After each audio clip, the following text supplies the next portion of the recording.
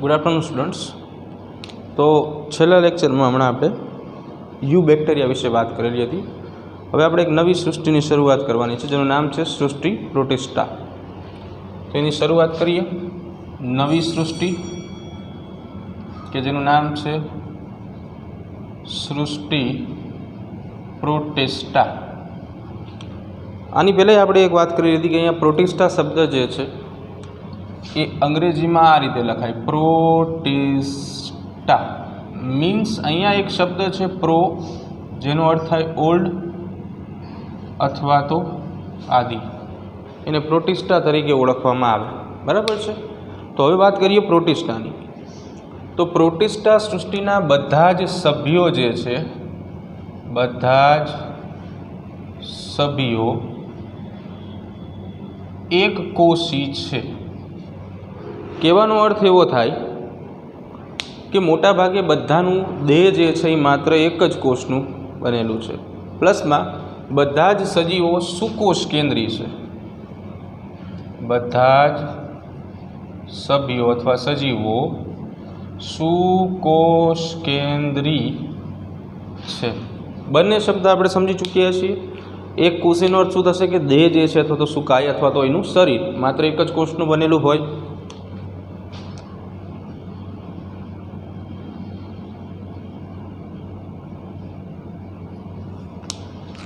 આનો અર્થ શું થશે કે શરીર માત્ર એક જ કોષનું બનેલ હોય. અને સુકોષ કેન્દ્રી એટલે કોષ કેન્દ્રની ફરતે કોષ કેન્દ્ર પટલ ધરાવે. તો બધા જ સભ્યો કેવા છે? એક કોષી છે. બધા જ સભ્યો સુકોષ કેન્દ્રીયો છે. પ્રોટિસ્ટાનો અર્થ એવો થાય આદિજીવ. પ્રોટિસ્ટા એટલે આદિજીવ અથવા આદિ સજીવ. બીજું,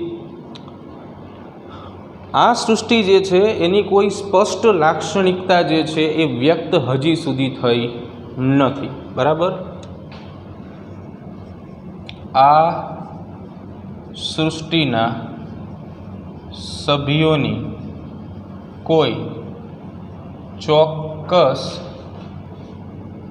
લાક્ષણિકતાઓ વ્યક્ત થયેલ નથી. અમુક જીવ વૈજ્ઞાનિક બાયોલોજિસ્ટ આને પ્રકાશ સંશ્લેષી સજીવો માને છે, તો અમુક આને વનસ્પતિઓ માને છે. બરાબર. અમુક જીવ વિજ્ઞાન શાસ્ત્રીઓ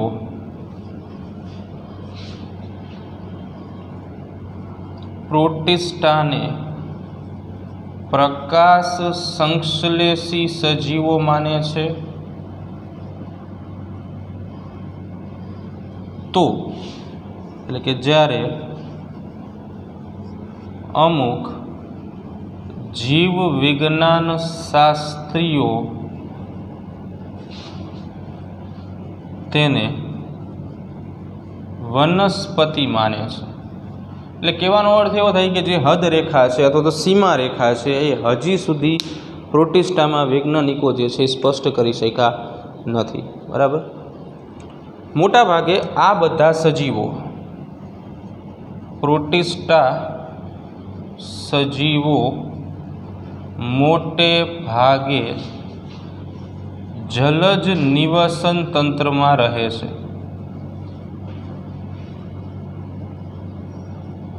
પાણીમાં વસતા સજીવો છે.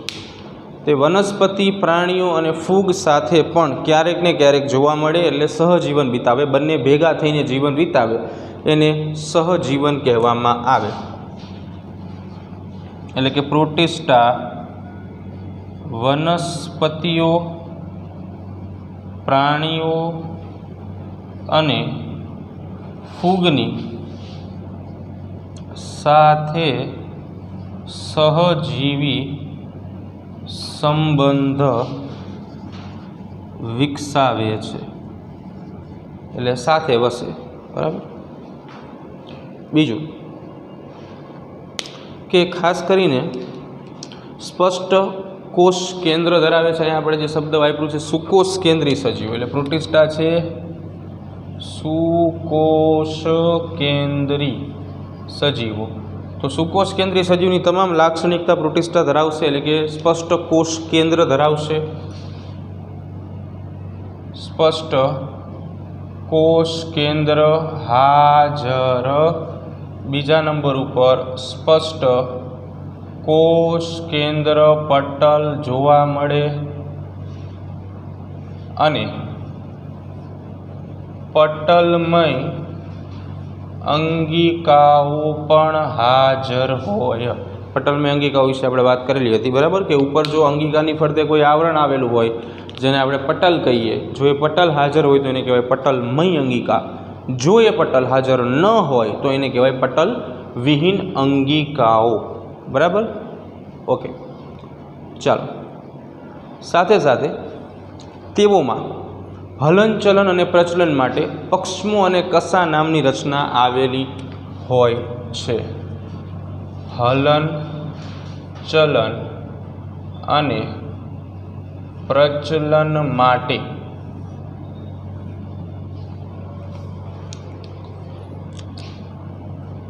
પક્ષમો અને કસા હાજર. આ પક્ષમો અને કસા શું છે?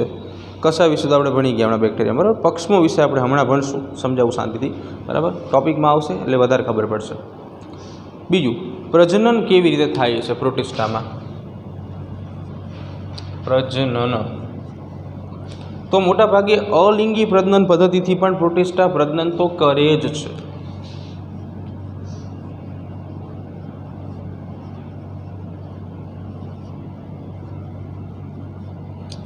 લિંગી પ્રજનન જે છે એ લિંગી પ્રજનન બે રીતે થાય. એમાં પહેલા નંબર ઉપર કોષીય જોડાણ દ્વારા અને બીજા નંબર ઉપર યુગ્મનજના નિર્માણ દ્વારા. કોષીય જોડાણ શું છે? આ બે તબક્કાઓ છે. લિંગી પ્રજનનના બે તબક્કા છે. કોષીય જોડાણ એટલે શું?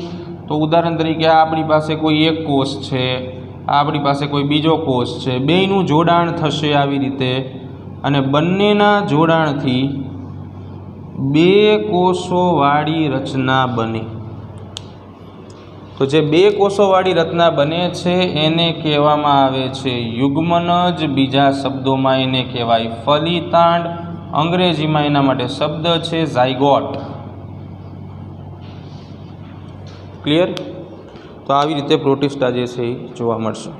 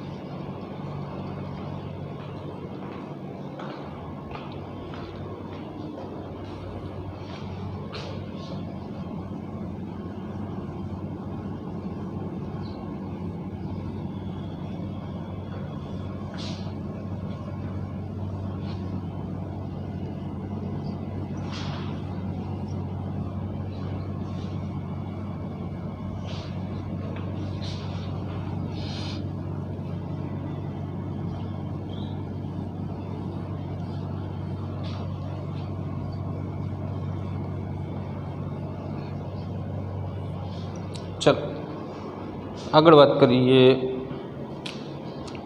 હવે પ્રોટિસ્ટા જે છે, એક પોઈન્ટ આપણે એમાં નથી લખ્યો, એનું કારણ છે અહીંયા આપણે સમજવાનું છે. જે પ્રોટિસ્ટા છે એ પ્રોટિસ્ટાને આપણે અલગ અલગ 5 ભાગોમાં વહેંચ્યા છે અને એ 5 ભાગો વિશે આપણે સમજવાનું છે, બરાબર. ચાલો, તો સૌથી પહેલાં આવે ક્રાઇસોફાઇટ્સ.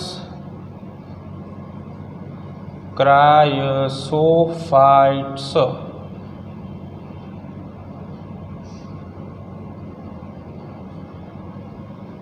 જો આ બધા નામ છે ને, તમારે નામ યાદ રાખો. થોડાક એવા ઉપવર્ડ નામ છે પણ આવડી જશે. બીજા નંબર ઉપર આવે डायनोफ्लेजेलेट्स त्रीजा नंबर पर आवे युग्लिनोइड्स बराबर, चौथा नंबर पर आवे स्लाइम मोल्ड्स अने पांचमा नंबर पर आवे प्रजीवो। तो आवा 1, 2, 3, 4 अने आवा 5 अलग अलग भागों में प्रोटिस्टा जे छे सृष्टि ने आपणे वहेंचीए छीए। एमां सौथी पहेला आपणे क्राइसोफाइट्स विषे जोशुं। Number 1 chrysophytes.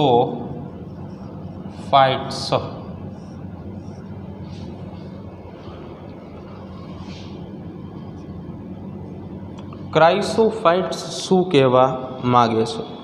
तो सौथी पहला डायटम्स अने डेस्मिड्स जेवी लीलनो समावेश थाय छे। आना उदाहरणों पहेला डायटम्स अने डेस्मिड्स बने लील छे बराबर। डायटम्स बदामी लील छे, डेस्मिड्स जे छे ई सोनेरी लील छे बराबर।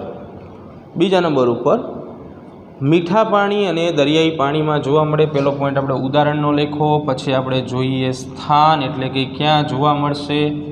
तो मीठा पाणी अने दरियाई पाणी में, एटले के खारू पाणी पण तमे लखी शको छो, दरियाई पाणी अथवा मीठा पाणीनी अंदर जोवा मळे। चालो सूक्ष्म सजीवों अने पाणी में तरता प्लवको स्वरूपे जोवा मळे। तो कया स्वरूपे जोवा मळे? तो सूक्ष्म सजीवों अने पाणी में तरता प्लवको स्वरूपे। प्लवको प्लेंक्टोन्स कहेवाय।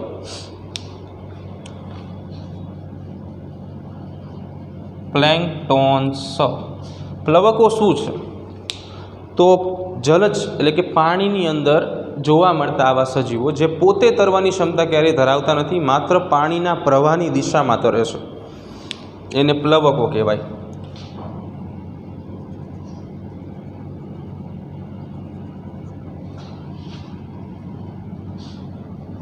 पोते तरवानी क्षमता दर्शावता नथी, परंतु पाणीना प्रवाहनी दिशामां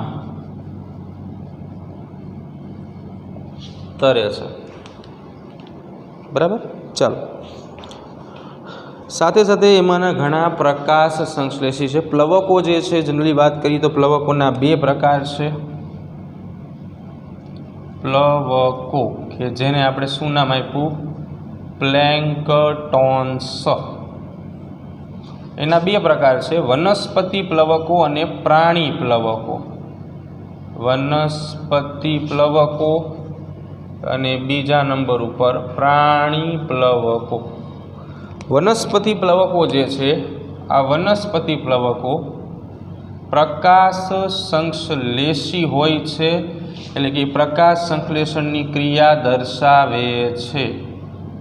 प्रकाश संश्लेषणनी क्रिया दर्शावे। ज्यारे प्राणी प्लवको जे छे ए अप्रकाश संश्लेषी होय छे, एटले कि प्रकाश संश्लेषणनी क्रिया दर्शावशे नहीं।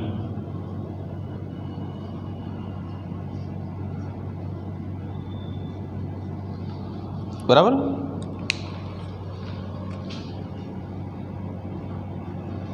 चल तो जे मुझे बात करी कि भाई क्राइसोफाइट्स में जे छे अमुक प्रकाश संश्लेषी होय छे, तो प्लवको जे छे प्रकाश संश्लेषी जोवा मळे छे। बीजू कि साबुना बॉक्सनी जेम बंध बेसता 2 पातळा कवचो जोवा मळे छे, जे कोष दीवाल स्वरूपे होय छे। साबुना बॉक्सनी जेम 2 बंध बेसता कवचो धरावे छे, जे कोष दीवालना होय छे, जे કોષ દિવાલના હોય છે. બીજું કે આ જે કોષ દિવાલની આપણે વાત કરીએ છીએ, પહેલાં તો કવચો કેવા હોય છે એની વાત કરીએ તો ફોર એક્ઝામ્પલ કે આ એક આવરણ છે, તો એની અંદરની બાજુએ કે બહારની બાજુએ કે અહીંયા તમે દોરી શકો છો, આવું બીજું આવરણ જે છે એ તમને જોવા મળે. એટલે બંધ બેસતા કવચો જે છે એ તમને જોવા મળે. સાબુનું કેમ આપણે ખોખું હોય, નાનું સાબુ હોય, બરાબર, એની રેપરમાં જ હોય, બરાબર, તો એને તમે ખોલો તો કેવી રીતે અંદરની બાજુ એક સૌથી ઉપરની બાજુ કવર હોય, એની અંદરની બાજુ કવર હોય, તો એને કહેવાય બંધ બેસતા કવચો. તો આ જે છે એ બંધ બેસતા કવચો છે. એની કોષ દિવાલ અહીંયા વાત કરવાની છે. કોષ દિવાલ જે છે એ કોષ દિવાલ સિલિકાની બનેલી હોય. કોષ દિવાલ શેની બનેલી હોય છે? સિલિકાની બનેલી કોષ દિવાલ જે છે એ જનરલી અહીંયા તમને જોવા મળશે. આ સિલિકાની કોષ દિવાલ જે છે એ ક્યારેય નાશ નથી પામતી. સિલિકાની બનેલ કોષ દિવાલ નાશ પામતી નથી. એટલા માટે જ્યાં ડાયટમ્સનો જથ્થો ભેગો થયો હોય આવી લીલનો, બરાબર, તો એવી જગ્યાએ ડાયટમ્સની વાત કરીએ છીએ, ઘણી બધી સિલિકાથી બનેલી મોટી રચના જોવા મળે છે, જેને ડાયટમ્સ અર્થ તરીકે ઓળખવામાં આવે છે. ડાયટમ્સની કોષ દિવાલ સિલિકાની બનેલી હોય છે. સિલિકાની બનેલી કોષ દિવાલ જે છે એ ક્યારેય નાશ પામતી નથી, બરાબર, જેને ડાયટોમેસિયસ પૃથ્વી કહેવામાં આવે છે. ડાયટોમેસિયસ પૃથ્વી. તો ડાયટોમેટિયસ પૃથ્વી શું છે? તો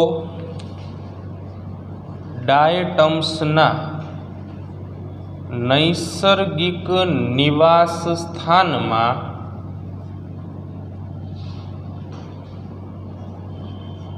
સિલિકાથી બનેલ કોષ દિવાલનો જથ્થો સંગ્રહાય છે. આ કોષ દિવાલનો જથ્થો લાખો વર્ષો સુધી એકત્ર થઈને જે રચના બનાવે છે તેને ડાયટોમેસિયસ અર્થ અથવા તો ડાયટોમેસિયસ પૃથ્વી કહેવામાં આવે છે.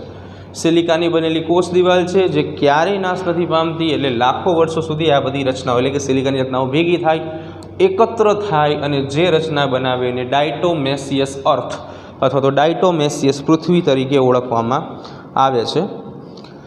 આ જે રેતીવાળી જગ્યા હોવાથી વસ્તુને ચકચકિત કરવા માટે અને ચાસણીના ગાળણમાં ઉપયોગી છે. આની ઉપયોગિતા શું છે?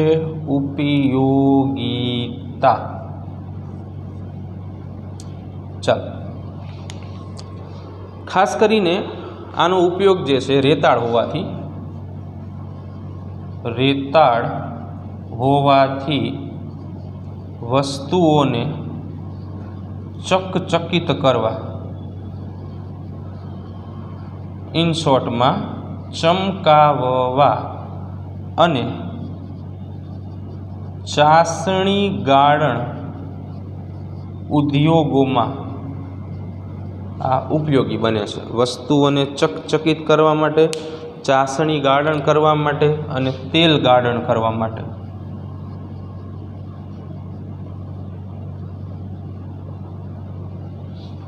બરાબર.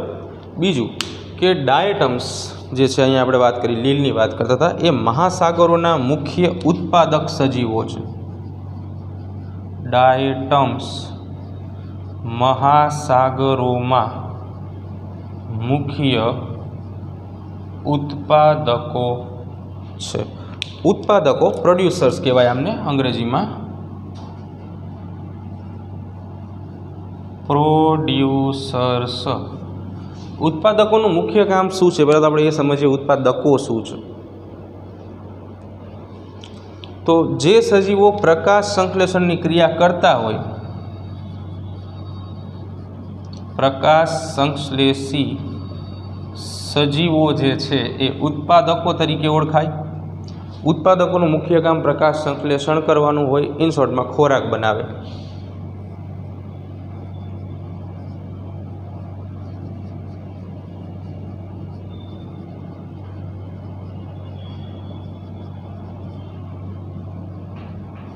એટલે ખોરાક બનાવે. ક્લિયર? તો ડાયટમ્સ મુખ્ય ઉત્પાદકો છે.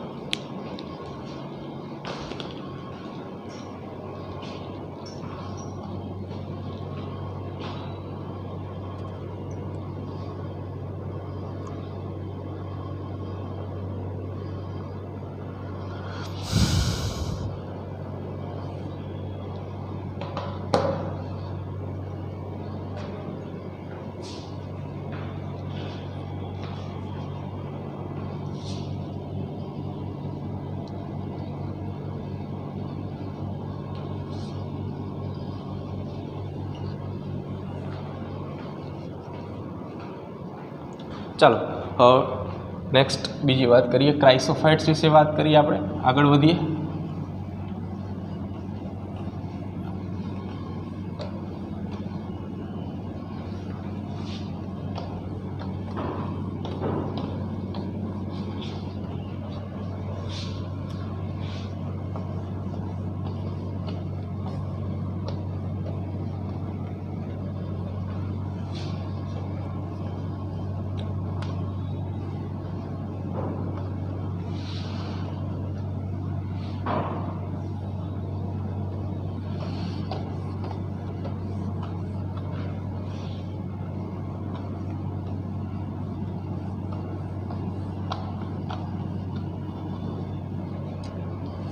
ચાલો તો આગળ વાત કરીએ. હવે આપણે ડાયનોફ્લેજેલેટ્સ વિશે વાત કરવાની છે. બીજા નંબર ઉપર, નંબર 2, ડાયનોફ્લેજેલેટ્સ. ચાલો ડાયનોફ્લેજેલેટ્સ વિશે વાત કરીએ આપણે. તો ડાયનોફ્લેજેલેટ્સ જે છે એ ખાસ કરીને દરિયાઈ નિવાસ સ્થાન ધરાવે છે. દરિયાઈ નિવાસ સ્થાન ધરાવે છે, એટલે મોટા ભાગે તમને દરિયામાં જોવા મળશે. બીજા નંબર ઉપર પ્રકાશ સંશ્લેષી છે. પ્રકાશ સંશ્લેષી છે એટલે કે પ્રકાશ સંશ્લેષણની ક્રિયા જે છે એ દર્શાવશે. બીજું કે એમના કોષોમાં આવેલા રંજક દ્રવ્યોના આધારે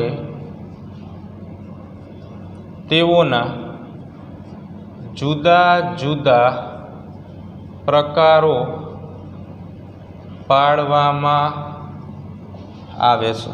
એક શબ્દ છે અહીંયા રંજક દ્રવ્યો. તો રંજક દ્રવ્યો જે છે એની વાત કરીએ. રંજક દ્રવ્યો કોને કહેવાય? રંગીન દ્રવ્યો. મોટાભાગે વનસ્પતિઓમાં ખાસ જોવા મળશે. રંગીન દ્રવ્યો આ વનસ્પતિને ચોક્કસ રંગ આપવાનું કામ કરે છે.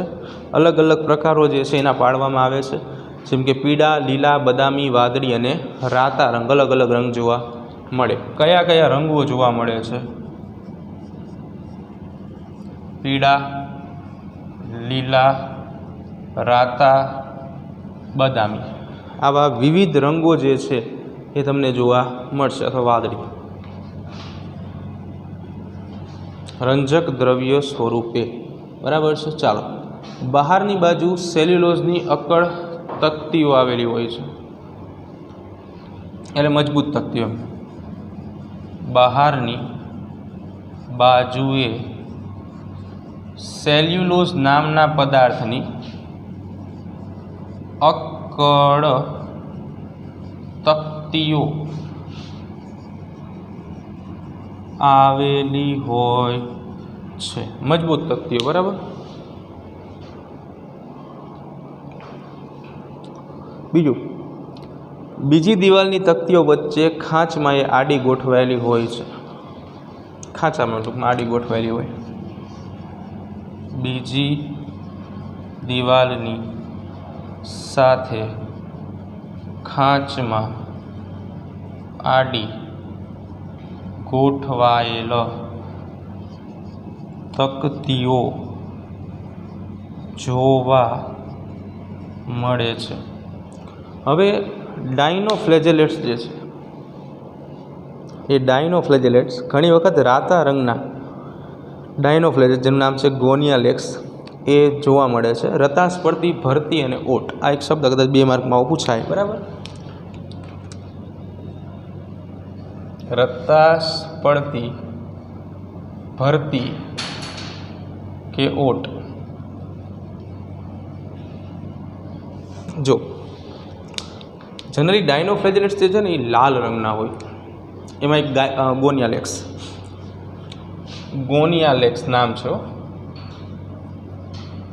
तो गोनियालेक्स जे छे एनो रंग जे छे ए रताश पड़तो छे।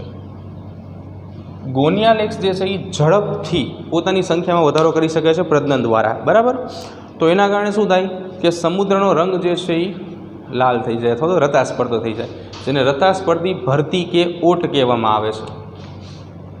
एटले के गोनियालेक्स झड़पथी बहुगुणित थई, बहुगुणितनो अर्थ एवो थाय संख्यामां वधारो करी थई शके छे अने आ गोनियालेक्सना कारणे समुद्रनो रंग रताश पड़तो थई जाय छे। तो रताश पड़तो लाल थई जाय छे। रताश पड़तो लाल थई जाय छे, जेने रताश पड़ती भरती के रताश पड़ती ओट कहेवामां आवे छे। बराबर, चलो आना सिवाय मोटी संख्यामां घणी वखत डायनोफ्लेजेलेट्स जे छे ए समुद्रमां झेर पण मुक्त करे छे। बराबर, जे नुकसानकारक छे।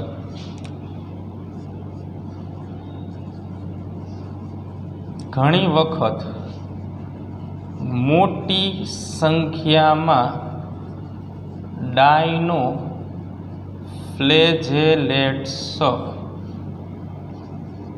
विष अथवा तो झेर समुद्रमा मुक्त करे छे।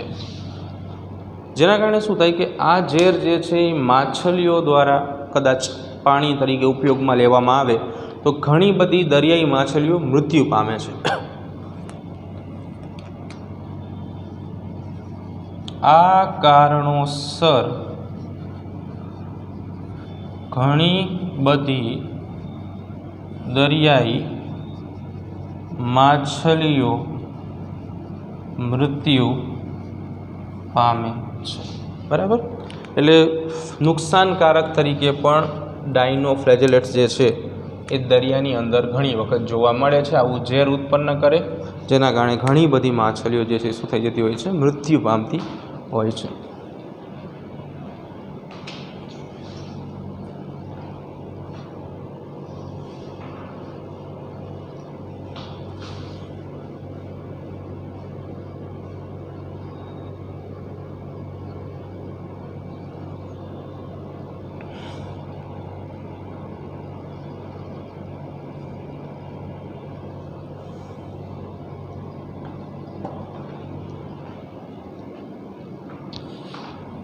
चल आगळ जઈએ।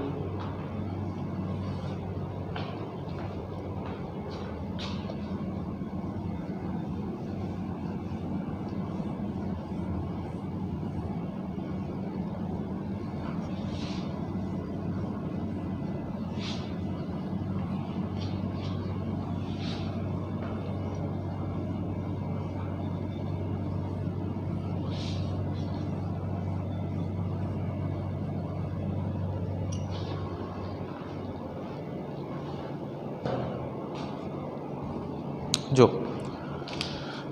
ત્રીજા નંબર ઉપર આપણે વાત કરીએ યુગ્લિનોઇડ્સ વિશે, બરાબર. નંબર 3 યુગ્લિનોઇડ્સ.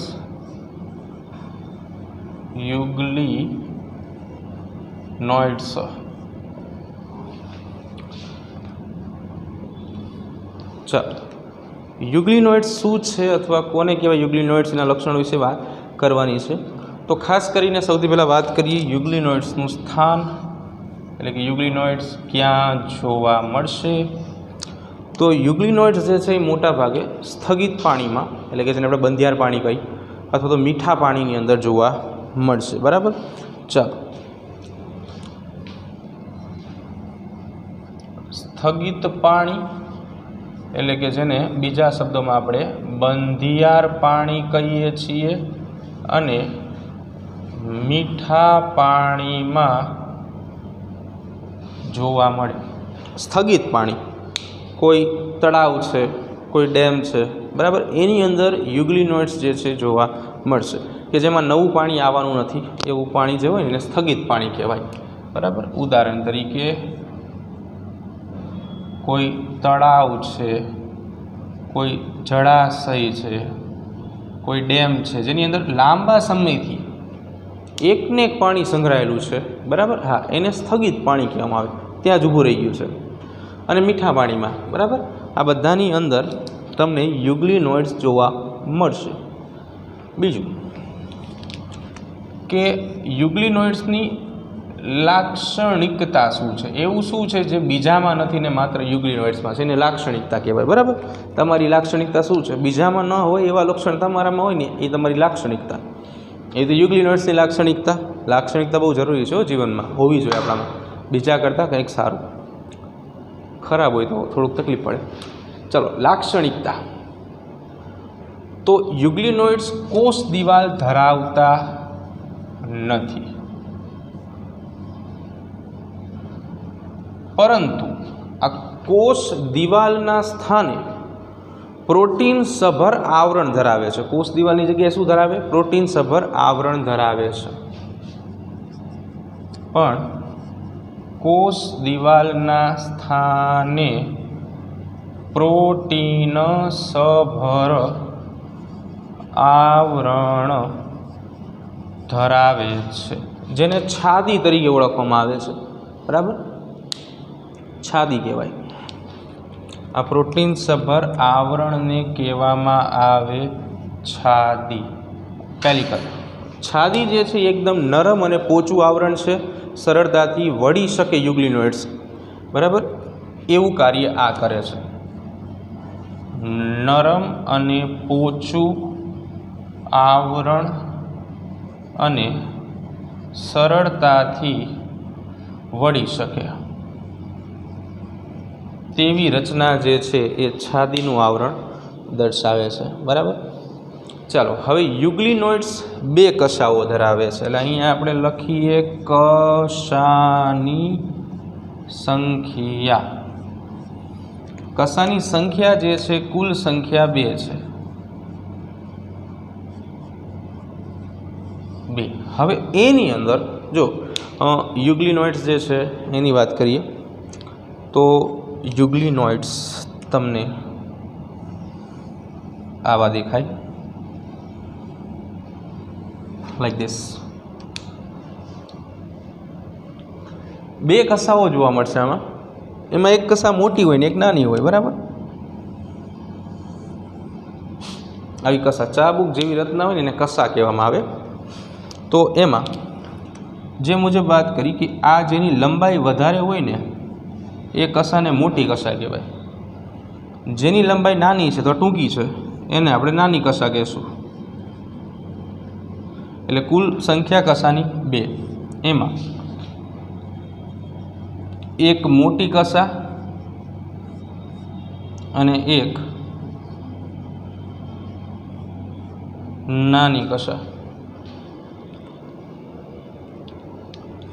મોટી કશા લંબાઈ વધુ હોય એની, નાની કશા લંબાઈ ઓછી હોય, બરાબર. આની સંખ્યા કેટલી? 1, આની પણ સંખ્યા કેટલી? 1, બરાબર. ચાલો, આના સિવાય યુગ્લિનોઇડ્સ અથવા તો આ યુગ્લિનાની આપણે વાત કરીએ છીએ. યુગ્લિનામાં એક આવી રચના જોવા મળે કે જેને આઈ સ્પોટ તરીકે ઓળખવામાં આવે. આઈ સ્પોટ. આઈ સ્પોટનું મુખ્ય કામ શું છે? પ્રકાશની તીવ્રતા જે છે, તો પ્રકાશ જે દિશામાં આવે ને એ બાજુ ગતિ કરાવે. આનું કામ હમણાં આપણે સમજાવી શા માટે આઈ સ્પોટ જે છે એ ઇમ્પોર્ટન્ટ છે. પ્રકાશની દિશામાં ગતિ કરાવે, કેમ કે રહેશે તો પાણીમાં જ તે, જે બાજુ પ્રકાશ આવશે એ બાજુ ગતિ તો કરવી જ પડે, એટલે એના માટે આઈ સ્પોટ હોય. સાથે સાથે એની અંદર તમને સ્પષ્ટ મોટું એક કોષ કેન્દ્ર જોવા મળે છે.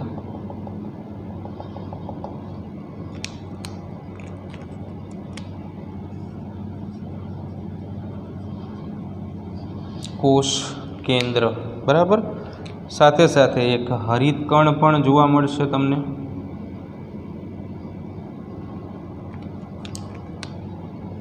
હરિતકણ નામ તમે સાંભળેલું હશે, બરાબર.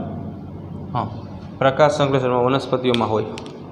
તો આવી રચના જે છે એની જોવા મળે છે. સૂર્યપ્રકાશની હાજરી. હવે પોષણનો પ્રકાર જો, પહેલાં શું છે કે આવા એમસીક્યુ બહુ પૂછાતા હતા કોમ્પિટિટિવ એક્ઝામમાં,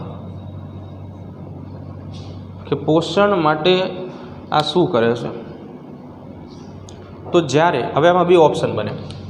એટલે પહેલા નંબર ઉપર આપણે વાત કરીએ કે જ્યારે પ્રકાશની હાજરી હોય